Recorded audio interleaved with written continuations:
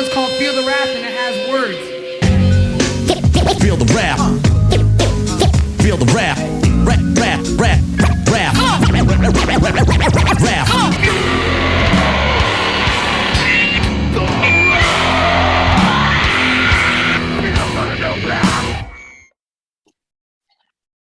Recording in progress. Leif Hill, welcome to Feel the Wrath. What's going How you on? doing? Pretty good, man. Just got done going out to dinner. We worked all day on our property, so I'm a little tired. Doing some physical work, and feels good. Hell yeah. Sick. Is it cold up there? Yeah, it's getting cold, dude. Today was not bad, but thing about Nevada, man, it doesn't give you any. We realized it doesn't give you any warning on the change of the season. It was just hot as hell this summer. We had the heat waves and the smoke, and then the next thing, you know, I'm in shorts and it's 50 degrees. I'm just like, dude, you know, it's not like Redwood City where it's like, you know, this gradual temp change, and so Oh. yeah. So if everybody doesn't know, Leif, he moved from Redwood City to Reno. South Reno. What's that? South Reno. Okay, nice. Near towards Washoe Valley? Yeah. Yeah. Washoe Valley is probably a little closer to where we live than downtown Reno would be. Okay, yeah. Yeah. Because if you go farther than that, what is it? North or south? I don't know the directions over there. You're on your way towards Carson City. Yeah, it's south. Exactly. Where Billy lives. Yeah, And your parents too, right? exactly. Yep. Nice. It's the only reason why I know where Washoe Valley is. Oh yeah. All right. Well, we'll start it off. So, tell us about where you grew up and all that. Oh man, that's a loaded question. So I was born in San Jose, California. We moved to Sweden for about a year. Really? My mom's from Sweden, Okay. hence the name Leif. Uh-huh. Leif, Leif, Loaf, Queef, Leifer, Smeef. Smave. Moved back to San Jose, and then we moved to Incline Village. When I was in third grade, we moved to Reno, stayed here until I was in seventh, moved to Stanwood, Washington. Great place, little town, about 40 miles north of Seattle. Moved back to Reno, finally moved back to San Carlos, Redwood City. We lived, you know where that Carl's Jr. is on El Camino? Yep. Eaton Avenue. So our front yard was San Carlos, and our backyard was basically Redwood City. All right. Oh yeah. Yeah, so I've been went to Sequoia High School and met you guys, and Scott and Tim and Sean, Craig Barnett, Zach, and all those guys. Nice. Pretty much been in Redwood City or around the Bay Area since 1985, 84 or something like that. Okay. So Redwood City, it's home. You know, out of all the places I've lived, Yep. I consider Redwood City home. So Hell yeah. And so you were familiar with Reno. Is that why you moved back there? back to Redwood City or No, back to Reno. Because you said you went back and forth from Reno and whatever, so you were familiar with there. Is that a reason why you actually moved back out there? So I was lucky enough that my parents gave me my grandparents' house. Okay. It was inherited to them, and then I showed interest in it, you know. And then COVID hit. Actually, we were remodeling right before COVID hit, and like literally next week is a year since we moved in, and yeah, so COVID hit, and we already were in the midst of remodeling this place, and you know, working from home. We're just like, why are we paying $3,000 a month in rent. Right. You know, we had a great place, but paying that much rent when we can come up here and have a free place and, you know, put that money back into the house. So that's pretty much the gist of why we moved. I think, you know, getting priced out in the Bay Area was part of it too. And, you know, it's good to have a home. I mean, I love Reno. It's cool, it's quirky, it's changed a lot. They've got a great music scene before COVID hit. But yeah, I you know, a lot of people, they leave California and they get all pissed off. And I'm not. I love Redwood City, man. You know, that's my home. So, yeah, you went to Gilroy, so. Yeah, I mean, same thing. We got priced out, and we were renting in San Jose, and the guy tried to up our rent $700 a month more, and we're like, nah. I was like, nah, fuck that. I'm gonna buy something. Yeah. So, you know, I mean, we wanted to live more towards San Jose because that's where my wife's family's at, or you know, her mom is at. But we found some in Gilroy. We like it out here. You know, we don't like, you know, commuting, but whatever. I mean, it is what it is. It's nice and quiet out here. So, you know, and then I found out Frank was out here, so we hang out every once in a while. You know, we do our podcast and whatnot. But yeah, it's cool, man. It's awesome. So, but yeah, so you know, obviously you were in a band called Discontent, which is like super OG hardcore punk that, you know, a lot of us fucking looked up to when we were kids. Describe, like, you know, how you guys, obviously you guys skated and whatnot, and then you probably got into that kind of music, but like explain like how you know, got into start playing or whatever. Who was the first, and you know. Yeah. So when I lived, all right, so I'll give you my musical background. First record I ever bought was given to, actually, was Star Wars soundtrack. Nice. And I still got my original Star Wars toys right there. Sick. But you know, I always loved music. I think the first actual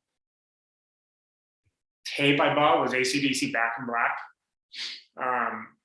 and Frank Zappa and Sugar Hill Gang. Nice. I bought it all in one day, I think. But so when I lived in Reno, I was kind of into metal, and well, not metal back then, but you know, Motley Crue and Judas Priest and Ozzy and those stuff. And when we moved to Reno, I was in class and had a friend of mine make me a mixtape. Remember those back then? And it had like a minor thread on it. What's that? I still make them. Yeah. It's on a computer. Yeah. You always do. Yeah, and you always send them out. That's cool. Yeah. So he made me this mixtape of all these different punk bands. What the fuck is this, man? This is way harder than the stuff that I had listened to. So I got into that, and I immediately started playing guitar when I was a freshman in high school. I started taking some jazz lessons on an acoustic, and I hated my instructor. He was just this rigid, old school dude. And I was like, I don't care about that stuff. I just want to play, man. And I found a guy, and I think the first song I learned was Breaking the Law by Judas Priest. Nice. And then there was Scorpions, and then that's when I hit punk rock. And you know, I had enough chords to go off from there. You know, the mighty bar chord. And immediately started writing songs. Then I moved back to California, and you know, I was kind of alone that summer, so all I did was play guitar, skate, and I was a horrible skater, still a horrible skater. But when I went to Sequoia, some of the first two guys I met was Craig Barnett and Zach Rizak. And Zach played bass a little bit. Excuse me. And I said, yeah, man, I'm gonna start a band. You know, I just wanted to. I just was like, you know, screw this cover band stuff. And just listening. So we started a band. It was called Moral Conflict, and we were playing out of Craig's garage there on Vallota. Zach kind of wanted to play. I can't remember the story. But then I got introduced to the Whitfield brothers, and then to Tim, introduced to Tim, and Tim went to Woodside and he played drums. So those guys had been in a couple of bands that didn't go anywhere. One called the Morning Boners, I think it was. Great name. And yeah, so we just started a band. It was initially we had Sean and Craig. We had two singers, Scott on bass, I was on guitar, Tim on drums. And we started practicing in the middle of the field at Sequoia. You know how you're going through the main gates on El Camino? Yeah, so you're going down towards the school, and there was an outlet. So we would just take Scott's Barracuda, unload our crappy gear, play, and all these, people were walking by us like, what the fuck are these guys playing, And so that's basically how we started. Then I recall, Sean's probably going to kill me for this. He's like, I don't want to be in this band with two singers. So we had to make the choice, like, who was the better singer, and turned out to be Sean. Mhm. Craig was a little upset, and rightly so. But so anyway, so Discontent started playing, and no, we were practicing. We're still practicing in that field at Sequoia, and this guy named Scott Hill from Vomit heard us because he worked at Rainbow Records right across the way. And Scott, he just goes, "You guys shouldn't be practicing out here. We got a studio." Or actually, it wasn't a studio. It was his girlfriend's garage. Nice. So they let us practice, and if it wasn't for Scott Hill and Vomit and Dave Clutter, we probably wouldn't have a place to practice at, and who knows what would have happened. So anyway, so Discontent happened. We actually changed the name from Vertical Smile to Discontent. Right. Oh yeah, Vertical Smile. Dope. Yeah. We started to get more influenced by like DRI. RKL was in there, but that was kind of an unachievable goal at that time because we just had picked up our instruments. So yeah, we started practicing, and I'm kind of going off in tangents, but our first Vomit actually had a show with Death Angel. They opened up for Death Angel, and as cool as those guys are, Vomit, they said, "Hey man, do you guys want to take like 10 minutes of our set? We'll let you guys open." Nice. So we opened up for Death Angel, our very first show at Ruthie's Inn, and we were just like, "Wow, what's going on, man?" And we played, and if it wasn't for those guys, Scott and Dave, and letting us do that, I mean, it was just, how the scene was back then. You got one hand going up, and you pull somebody else with you. So that's cool. Yeah. Hell yeah. See, I never knew all that. I mean, I know you guys played. I think we saw you at the Pony Express, right? But I never knew all that. So that's awesome. I love hearing this stuff, dude, because a lot of people don't know this either. So doing this podcast, you get to hear a lot of stories you didn't know about, and it makes you even more stoked. Yeah. I mean, I think the Pony is what really. That was our first show at Ruthie's, and I think we played a couple parties before that, but I think our next show was at the Pony. Okay. Because they were having like glam bands there. Right. And that first show, I think we opened and Vomit played second, and I don't know who headlined. I can't really remember it, but dare I say, I think it was us and Vomit that really brought the hardcore scene to the Pony. Mm-hmm. And when we did, all of a sudden, that whole place was packed. Yeah. and we were just like, well, what's going on? So they kept on asking us back, Nice. because the pony made money. Oh yeah. Not a lot, but Fuck yeah. And then so you guys did Discontent for a while, and then I think some of you moved on to other bands as well, right? yeah. We'll talk about that in a minute. Hell yeah. We'll talk about that later. Yeah, so we were in Discontent, and we should have never broken up. We broke up just because we're getting older and seniors in high school. And, we wanted to experience different things. But Scott went on. He moved around. I think he went up to Washington for a while. We played kind of with other people for a little bit, but then we always kind of found ourselves back to each other. Mm-hmm. Matt Slavak was going to be the bass player for Discontent because I had become really close. There we go, find a drive. I didn't even see that. Nice. Rest in peace. Yeah, man. That was a tough one. Mm-hmm.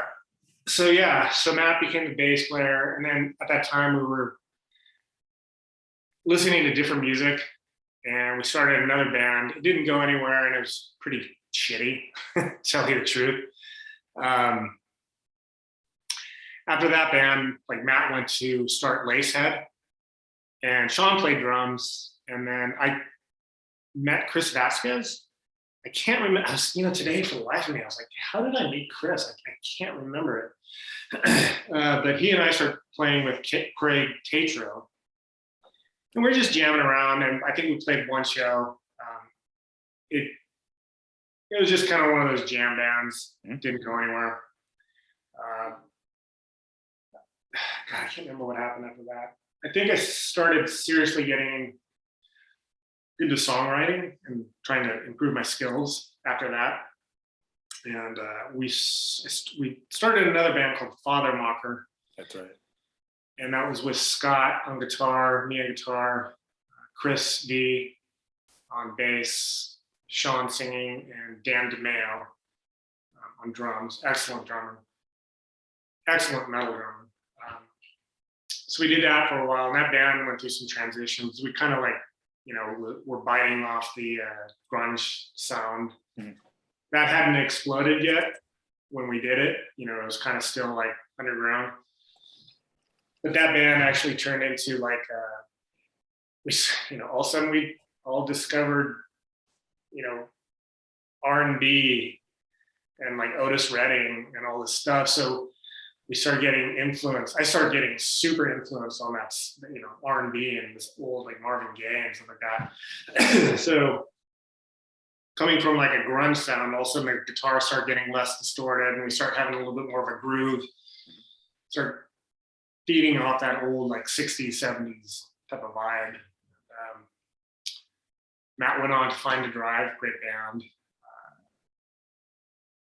At the Father Mocker, called it quits. Sean and I and Tim went into Money Shot with Dave Cotter from Vomit on bass. So we've just been through all these kind of iterations, and the last band I was in was called Volota, and that's with Dave from Vomit and Sean singing. So it was just the three of us, recording and writing, and that band was fucking so different than anything we ever done. It was like Beach Boys. It was literally like kind of Beach Boys, beach vibe. No guitars, dirty guitars, and lots of vocal layers going on, and lots of different, like Dave's a killer drummer. He actually turned into our drummer. Oh, wow. But, we got older and don't have time to do that kind of stuff right now. So. Sorry, that was kind of a long answer. No, that was awesome. No, I mean, they went through a ride, and I know all those bands that you talked about, and hopefully you have some of that I can get, because I don't have any Father Mocker. There's a few bands that you have or that you did. You and I talk through text all the time, and back and forth. But I completely forgot about that. So we can talk about that later. But and then somehow you are friends with somebody from 7 Seconds, or Yeah, so I knew Bobby from Reno.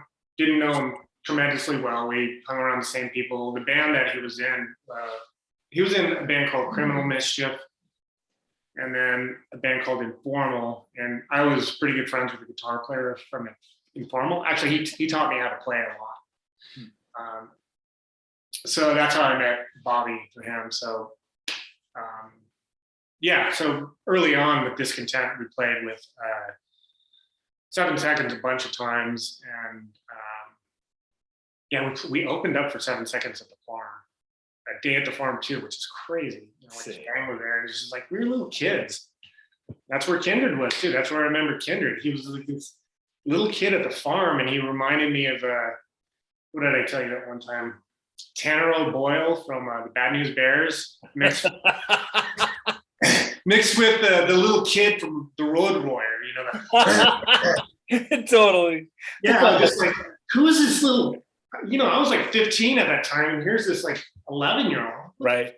What's this guy doing here? And he was just hella young, walking around like this, like he owned the place. And it was crazy because I think he lived in San Francisco at the time. Yeah. Yep. And it's crazy that he went down there. But yeah, back to 7 Seconds. We played with those guys.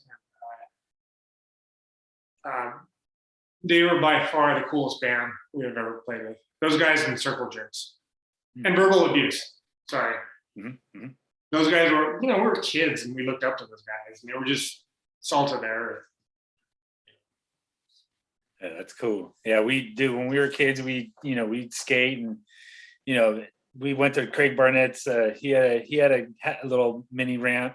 The half pipe in his yard. Yeah, and and then all the ramps, Jesse's ramp, whatever. We all just bump DRI and 7 Seconds and Dead Kennedys and just fucking jam out all day. Yeah. We had to bring that up just because 7 Seconds we worshipped. Oh yeah. When we were kids. Yeah. So, yeah. But they're touring now. What's that? They're touring right now. They broke up a few years ago because the drummer had some health issues, I think, with his arm. Mm-hmm. And and they were just doing their own thing, but they never got to see the farewell tour. So they're touring with Circle Jerks, and I think they're going to do a farewell tour. Oh, okay. Nice. Oh yeah. And then how did you, obviously you probably crossed paths with Plutocracy guys, with Thomas and all them, through shows or whatever. But like, how did you link up with them, or was it just parties that we used to go to or whatnot, or? I remember seeing Thomas.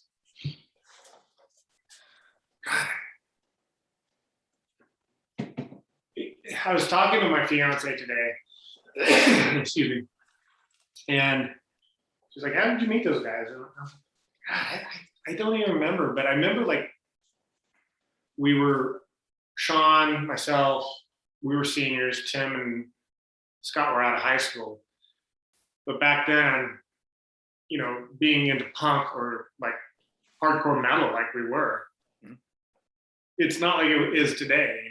We were like, what Sequoia was like maybe 700 students, Something like that. and there was probably like 50 of us that were at most that were into the scene. Right. So it was obvious. Like if we see you guys are freshmen, we're seniors. We're like, oh my god, this guy's wearing a 7 Seconds shirt. That's cool, man. So I think that's kind of how we became friends, because it's such a tiny community. You just become friends with everybody. But the first guy I think I met obviously met you guys. You and Zoomer and Zoomer too.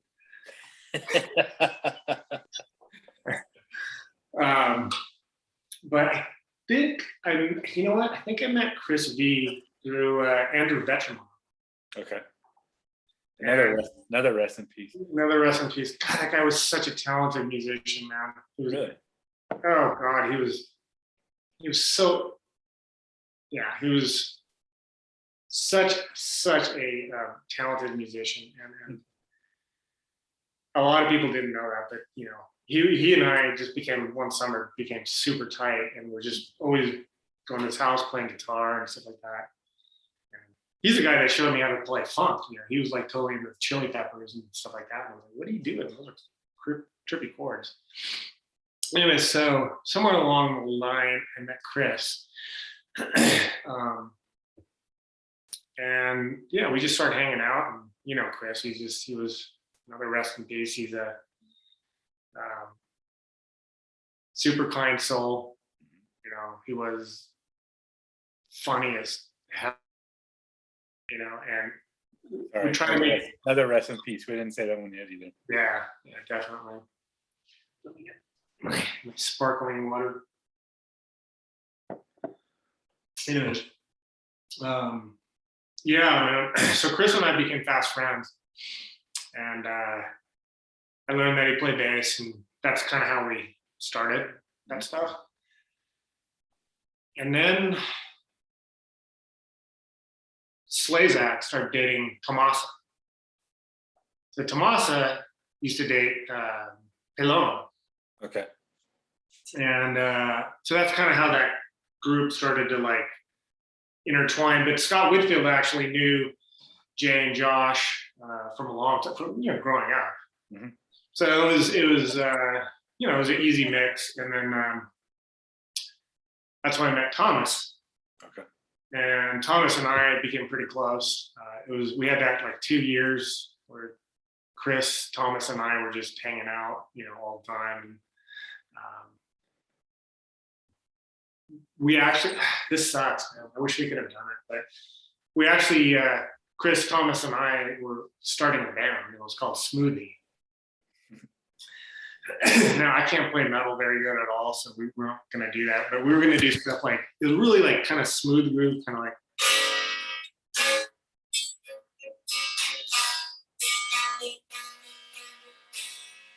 You know, and then Thomas wanted to play that stuff. He's like, "No, dude, let's play this." You know, I saw the show that you did with him last week, and you know, I knew he was playing with Plutocracy, and I think we started hanging out during No Less.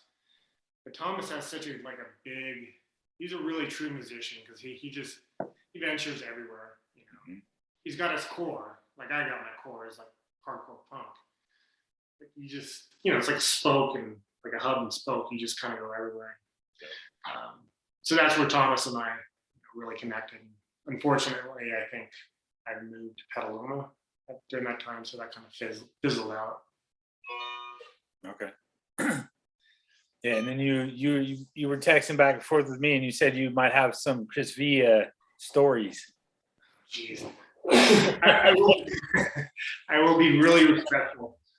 Oh man, I miss that guy. Oh yeah, such a sweetheart. So everybody that knows Chris knows that Chris is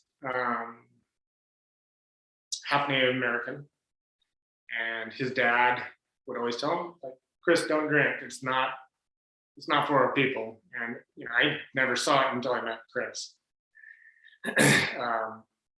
And he, as far as I know, he quit drinking later on. But Chris would get wild, you know, when he drank. And this one night, Father Mocker was playing.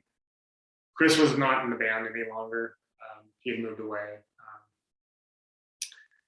And I think it was Sean's graduation, college graduation, something like that. And Chris just got voted. He just got voted.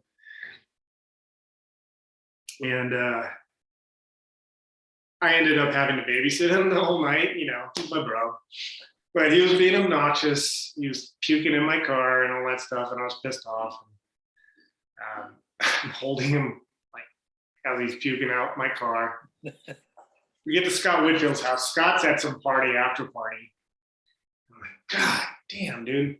So I was really worried about Chris because he drank too much, and I thought maybe he had alcohol poisoning. So took off his shirt, took off his shoes, threw them in Scott's shower, turned on the cold water.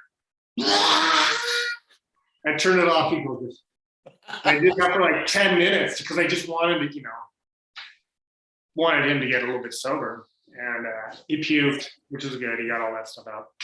But he immediately passed out. So I had to go out and, it's like 2:00 in the morning. I had to clean up the puke in my truck. And I was pissed at him. And I'm also known as a pranker. So Scott had a big marking pen. So, the marks, the permanent one. So I just sat there and I was from the top of here and I just went all the way down and I went all the way up and I did this for about 20 minutes until half of his face was pure black. Even the eyebrows, the nose, the lips, everything. And then I left. Actually, no, it was in red. I'm sorry, it was a red marking pen. And so Scott came in the next day. Chris passed out. I couldn't get him up. And he thought Chris had his face bashed in. Chris is trying to get it off and it won't come off. He's got to get a ride. And Scott's late for work. So Scott says, I can give you a ride to the train station or bus station. Gives him a ride. Drops him off. Half of his face is just, red. Like he came from a football game. And he's super hungover. His hair is all disheveled. And then he realizes he doesn't have any money. And he lives in El Cerrito. So he has to go from Palo Alto to El Cerrito. And he said he took him like 8 hours to get home because he had to beg for change. Oh, damn. And then he calls me up all pissed off, dude, why'd you do that? It's like, why did you throw up in my car, man? It still smells. That's probably one of the tamer crispy stories, man. I mean, yeah. He just was just a wild man, but also sweet, not a bad intention in that guy's bones. Right. He was more self-destructive towards others. So. That's, yeah. And he hated, so everybody calls him Chris V, right? Slazak used to call him Quef V, and he hated being called Quef V. That's funny. Yeah. Oh yeah. Well, salute to our fallen homies. Yeah, got too many of them. Forever remember. Yeah. Yeah, man. That's it's been like that whole crew, like even the girls like Amber and Maura, two of the sweetest girls. Right. That's right. That was tragic, man. I heard about that, and it was after, I think Kinder died, what, 2011? 2012. 12, okay. And then Maura died. No, then Amber died, I think 2014, and then Maura 15. Yeah, something like that. Yeah. They were really close to each other. Yeah, so Jeez. that's a bummer, man. It's Yeah. like seeing that shit happen. Yeah, man. And now we're, I don't know if you're 50 or if you're over 50 yet, but I know I'm close. So that's why I'm trying to take care of myself more. You know what I'm saying? Oh yeah. Yeah. We talked about that. I mean, I've cut out my drinking 85%. Good. It's like I was telling you, it's just not sustainable anymore. Right. It's just, now it's just trying to find stuff to fill that time that, Yeah. Trying to play guitar more. Good. Trying to work out more. Yes. I got plenty of stuff to do around the house. We just remodeled this. This is my office where I work. Nice. This was just a white drab place. It's fun to have those projects, and you can't get that done when you're hungover all the time. So Yeah. So let's go into the little martial arts thing. So, I think the first time I saw you in a gym, or I even knew that you were into martial arts, is when I was training at a Undisputed in San Carlos, because Yeah. I basically lived like a block away from there. And so I started going there just to train, just because it was the closest gym to where I was living. And then, I wasn't even aware that you were there. You just told me, you're like, hey, dude, I saw you training there and whatever. Yeah, we sat down next to each other, and I was like, fuck, is that Carl? And I was like, when do you lose his hair? When do you grow a beard? Right, totally. But that's when I texted you later on. That's I think right. it was on Facebook. I was like, dude, were you at this place today? I thought I saw you. That's right. Yeah. So when did you start doing martial arts? Like, what kind of martial arts did you start with? When I was a kid, I did Kempo karate, and I did a little boxing, like one summer. But it was just, pity patty, nothing big.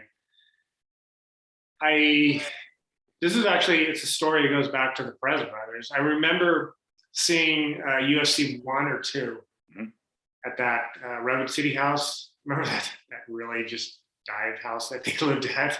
Who? The Perez brothers. Oh yeah. Right. Yeah. It was kind of by Upton off of Woodside Road. Yep. From that place. So I was there with Thomas and Chris, and we walked in, and Pelon was watching UFC 1 or 2. What the fuck is this, man? And I sat down, and I saw Hoist Gracie do his stuff, and I was like, oh my god, that guy for sure is going to get his butt kicked. And just like every other person that saw it for the first time, I was like, whoa.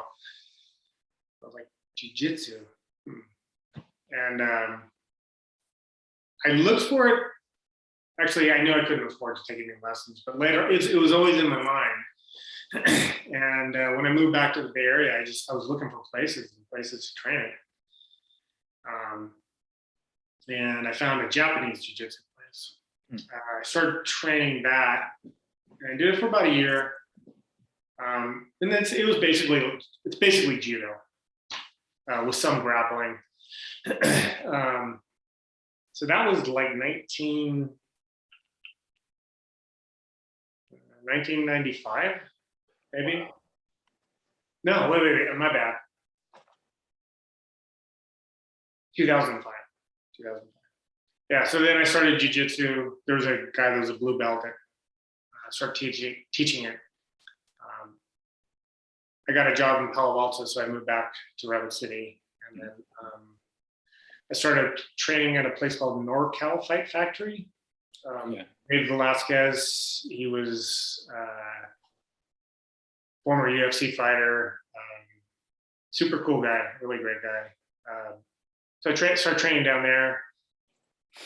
I started taking kickboxing, boxing, jiu-jitsu, wrestling, that whole program. Sparring. First time I got in the ring and sparred, I got clocked in the head and flash knockout by some ex-convict. I was like, oh shit, fuck, I haven't felt that in a long time. But yeah, it was fun. So I did that for about 3 years, and then decided getting punched and kicked, and I was getting older. Sucked. So I just went into jiu-jitsu full time. So nice. Yeah. And then you worked your way up. I mean, so where did you did most of your training at, what is it? Was Peninsula? What is it? So I went, my first, so I met this guy Diogo at NorCal Fight Factory. He's from Brazil, and he was this purple belt that was beating everybody at the gym. Everybody, all the fighters, like Strikeforce fighters. He was just, at least on the ground. But he trained with a guy named Marco Nascimento in Foster City at the time.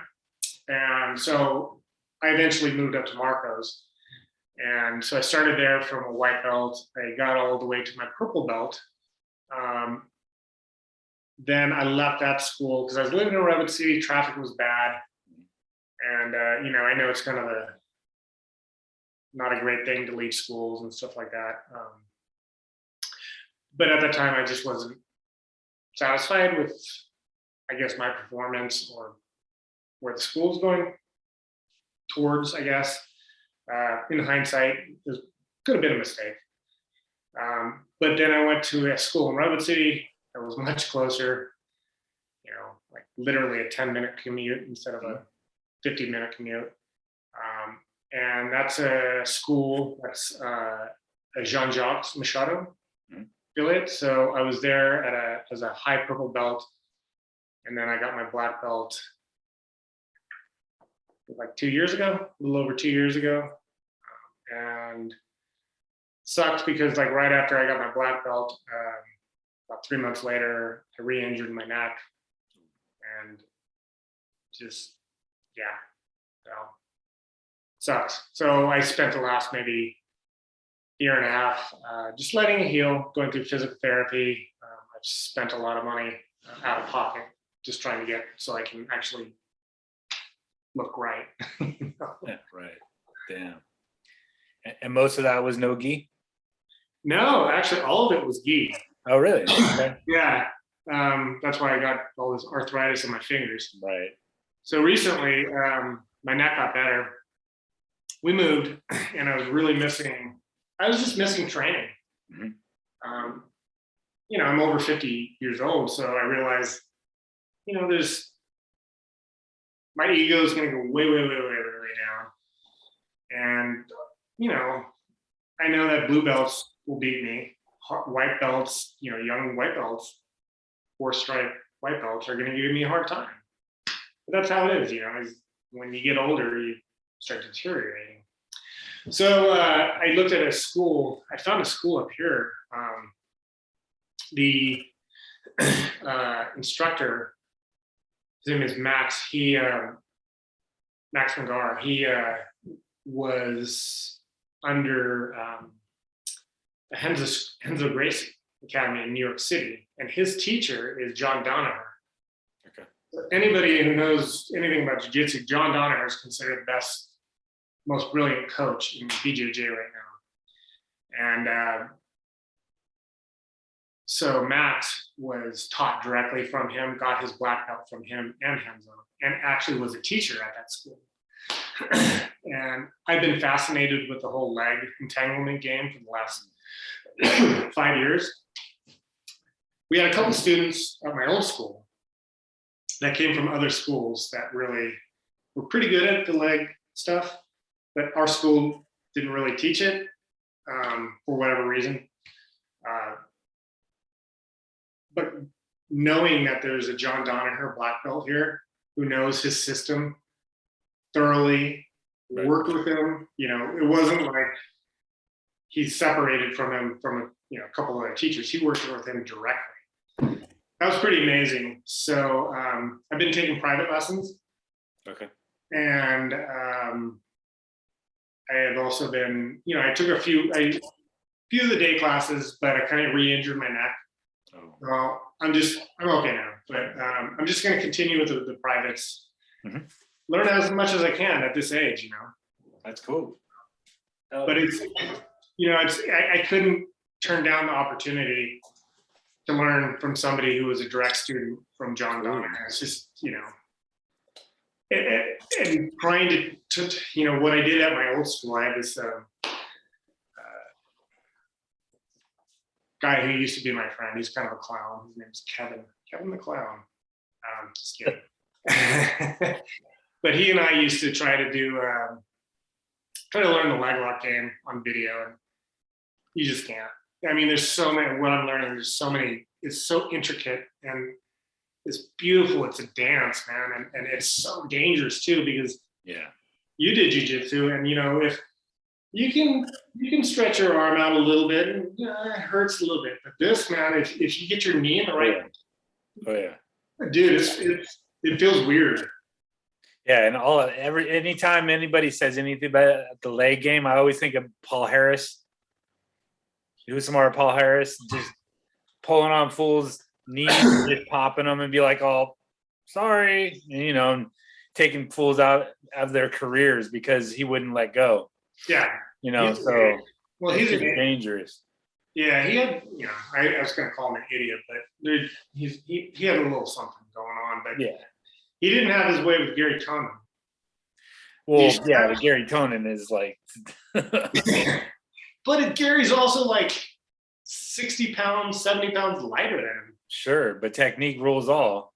Yeah. I learned And that. I'm a big ass motherfucker, and I was like, oh, I'm gonna power these guys, and they're like, oh yeah, we'll just wait till you get tired, and then as soon as you get tired and you're gassed, you're like, oh, and then all of a sudden, dude, rear naked or fucking arm bar, and there's nothing you can do. You're in quicksand. So you learn very quickly in jiu-jitsu that power is not gonna last for very long. Now, or your ego. Exactly. Yeah. That's what's beautiful about any martial art is if you're not willing to, you have to lose to learn. Mm-hmm. Absolutely. And that's the most humbling thing, especially about jiu-jitsu. You learn all the time, man. All the time. I've seen so many people come in there that quit after 3 months or 6 months just because they couldn't get over the fact that they were losing. Right. I don't know what I lose all the time, but I go back home and go like, oh, I should have done that. Okay. Yeah. Fun stuff. Hell yeah. So you want to get to some guitar playing? Oh no, I just do it because I'm like, okay. So do you want to get to your top 5? Your top 5 albums of all time? Yes. I don't know if you can see this. Oh shit. Where is it?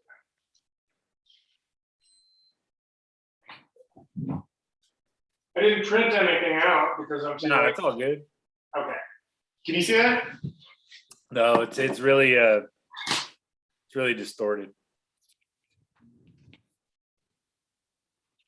There you go, RKL. So anybody who knows me and Discontent, that was the band. We saw them at Ruthie's Inn again. Ruthie's Inn was the metal mecca of the Bay Area. You walk in and all of a sudden you're like, oh, that's James Hetfield, or Dave Mustaine at the time. So we went and saw RKL. I had heard them. This was that album, and I was just, who the fuck is this shit? I've never heard of drummers. Usually in hardcore, straight up. You have changes, even metal. But this guy's doing, doing all these like hiccups, and it's because he grew up listening to jazz. Okay. So when I heard this album, it literally changed. It was a game changer. Because and seeing them live play this stuff, they blew away metal bands. At that time, that was unheard of for a punk band to blow away metal bands. Sure. So that album just changed everything, how I play.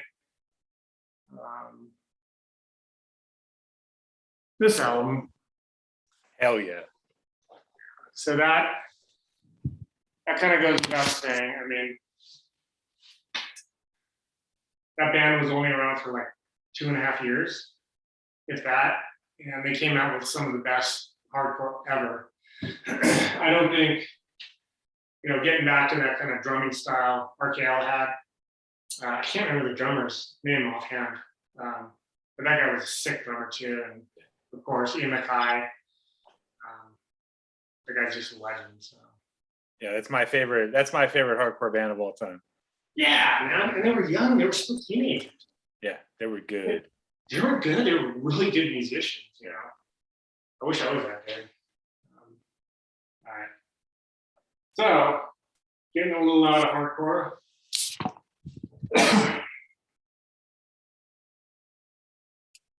It's Radiohead, OK Computer. OK Computer. Yeah.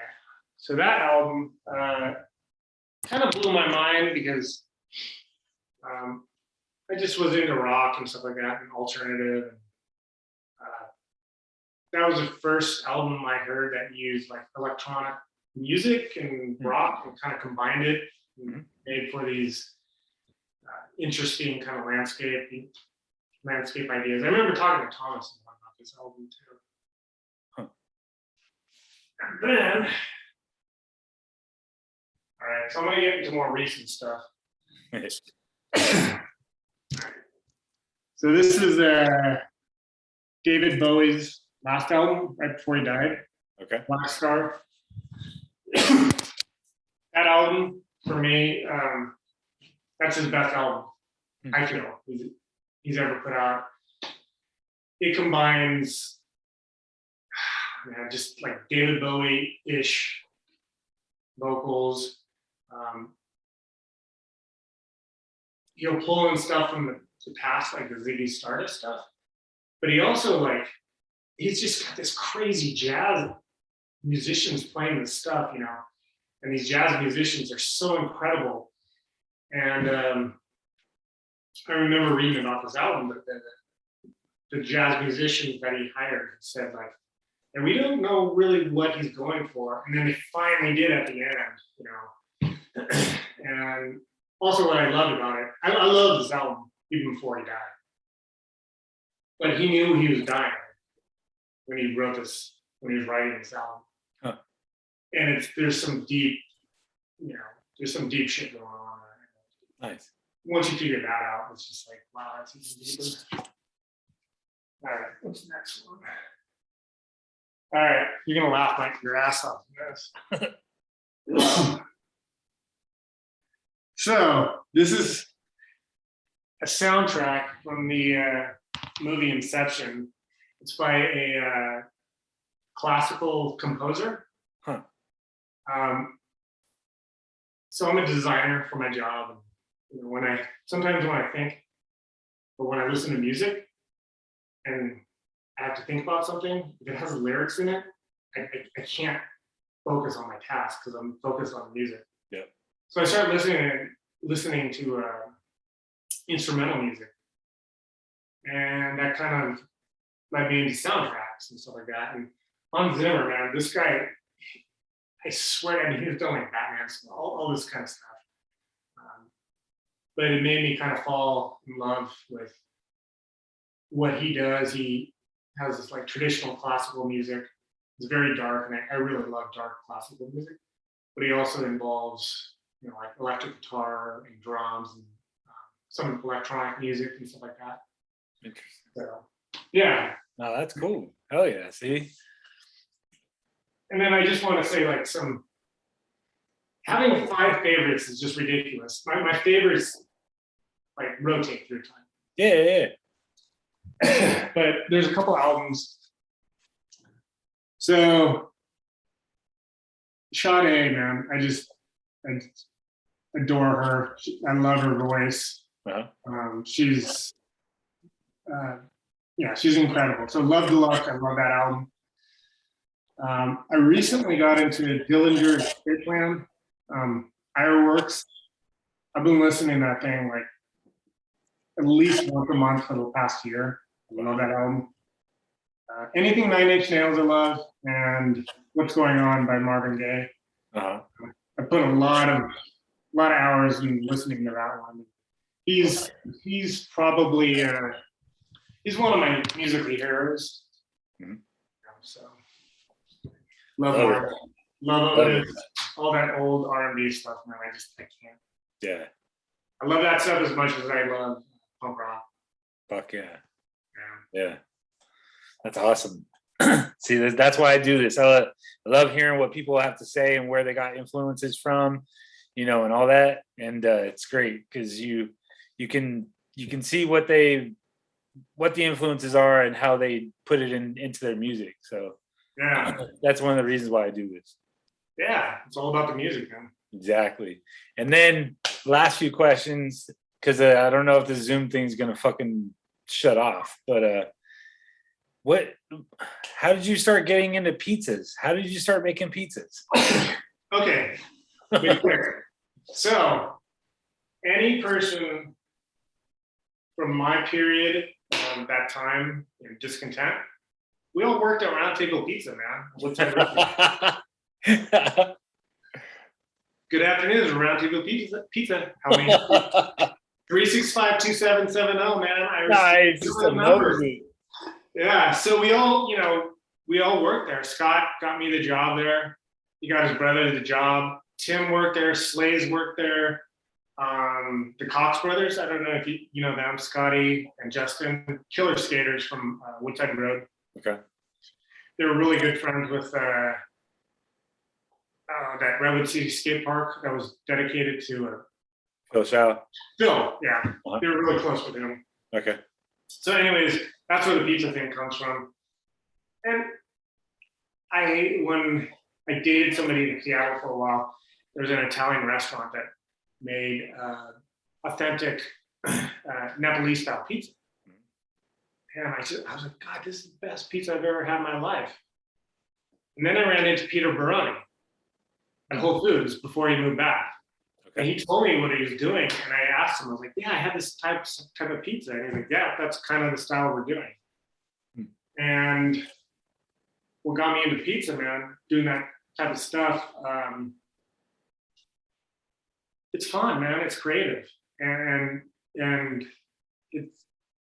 there's something I kind of realized. It's like making food for somebody and seeing them enjoy it is super fulfilling. You know, just like music. It's like, oh wow, you really like this song I wrote, you know? So Okay. it's a creative process and getting feedback and just having fun. That's cool. Hell yeah. Well, right on, dude.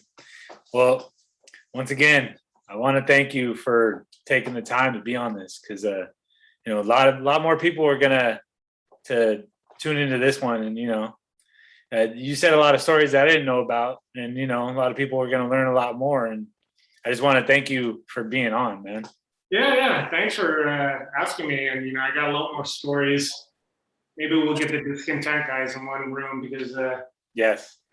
Tim is a fucking hilarious guy. That's a guy you should interview. He's got the stories, but Hell yeah. we'll talk soon. Absolutely, yeah. And when I'm up there, me and Billy, you got to hang out. Yeah. So, Sounds good. fuck yeah. All right. Well, thank you again, Leif. Really appreciate it. All right, brother. We'll keep in touch for sure. Yeah, definitely, man. All right, bro. Bye.